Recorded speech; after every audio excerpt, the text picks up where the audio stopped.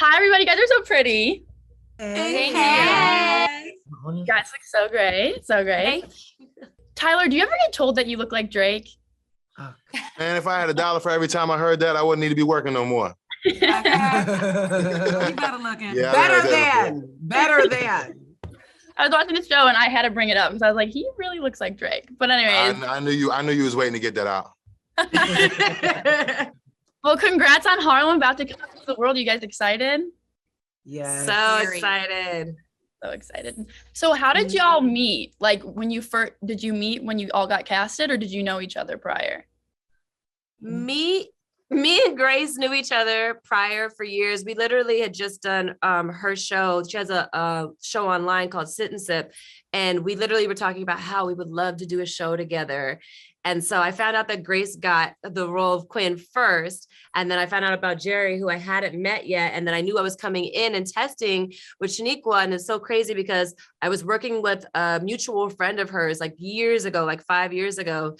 And he put us on the phone together. And she was like, girl, we're going to work together. And I'm like, yes, we are. Claim it in Jesus' name. We never met each other before. So we met each other when we came in and tested. And then Tyler came in and tested. And we were all like, that's the guy right there. And then now we're just like a big family, basically.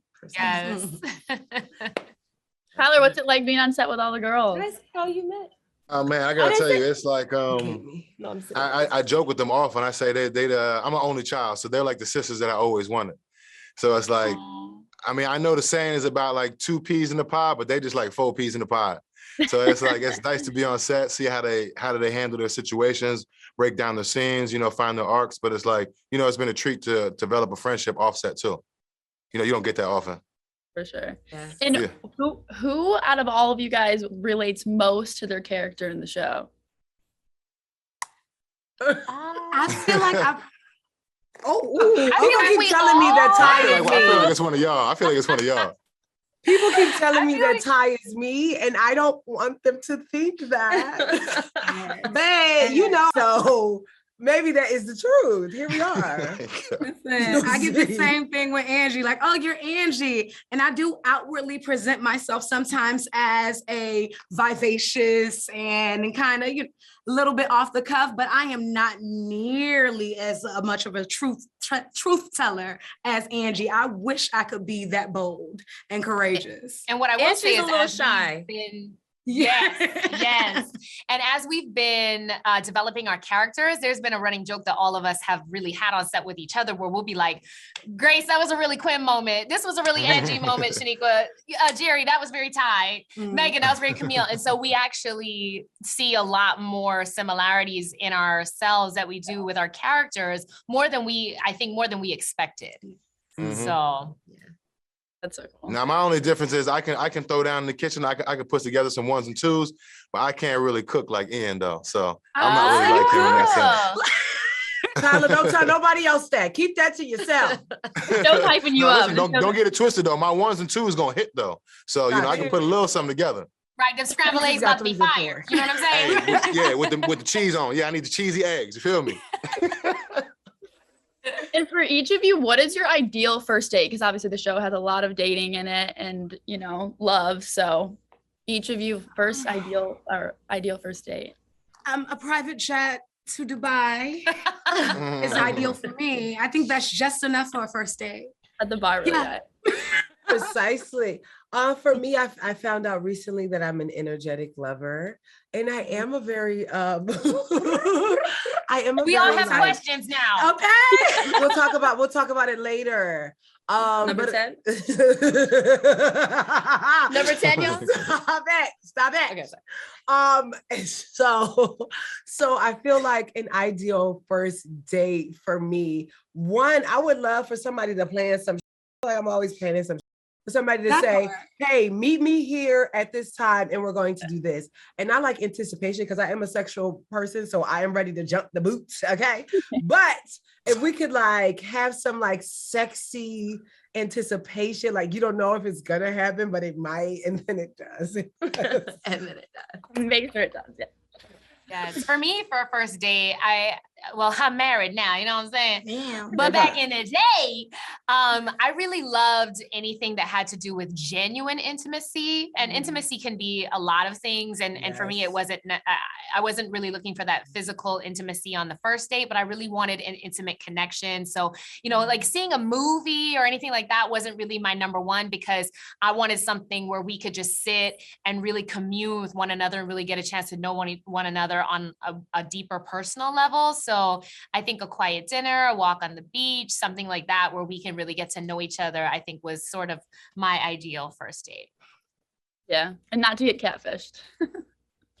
Not to get catfished. I'm gonna say basically same as Grace. I just want to be able to sit and talk and like just like look into each other's eyes and just have that moment and just like communicate and just like really get to know someone before we get to having some fun.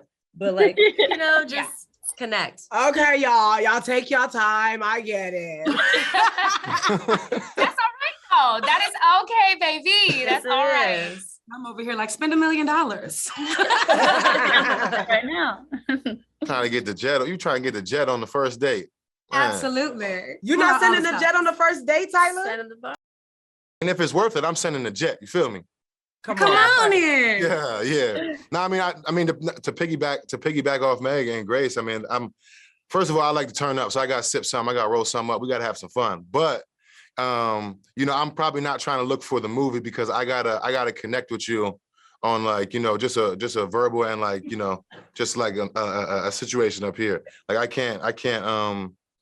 I've been on a couple bad dates before, and they all got a similar through line of just like us doing so much that I can't actually connect with you.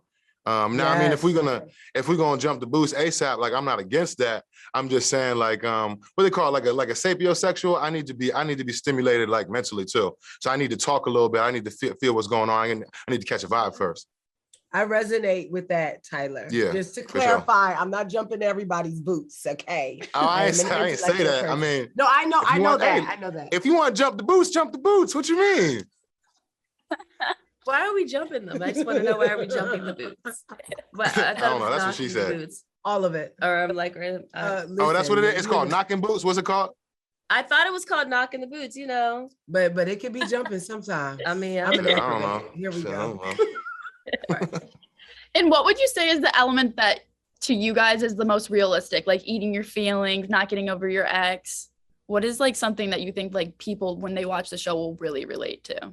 Because you can relate to pretty much every element of the show, but what you guys think that you can be more than one thing at once. You know, I think each character, you know, right from all of us to Ian, it's like, you know, you can be strong, you can be a boss, but you also can be vulnerable, and you can also cannot have it all together. And you can be, you know, an intellectual or whatever it is, but then in the same breath, you know, you're just trying to figure out, and you have moments of just like being insecure. And I think that a lot of times when Black characters are written, they're written in a way where it's like, this is that person, and this is that person, and this is that person.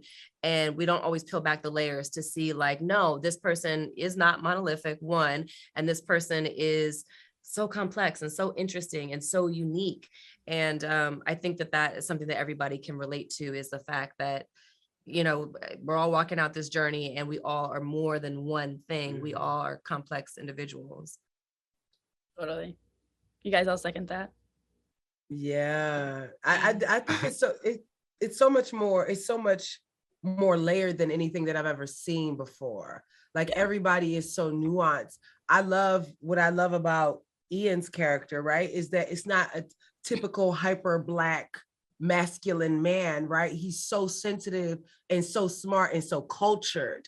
And so, and I know men like that, right? But I don't get to see Black men like that on screen a lot, or even your Angie's, who's this superstar who is beautiful and loves herself and is going to be steadfast on what she wants, and not just like, oh, well, she doesn't want to, you know, I gave up on my dreams and now I'm just living with Quinn. It's like, no, this is a pit stop.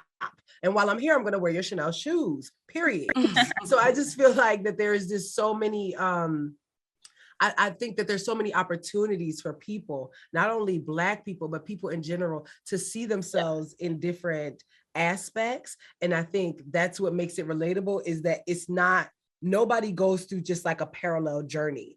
Everybody, you're like, wait, she did what? Hold on, what? So every character is going to surprise you. And that's how it is in life, because that's human. Like, we don't know what people are going to do, and we can't read people's minds. And so that's a testament to how amazing the writing is. Well, congrats on the show. You guys are so fun. Thank you so much. See you later.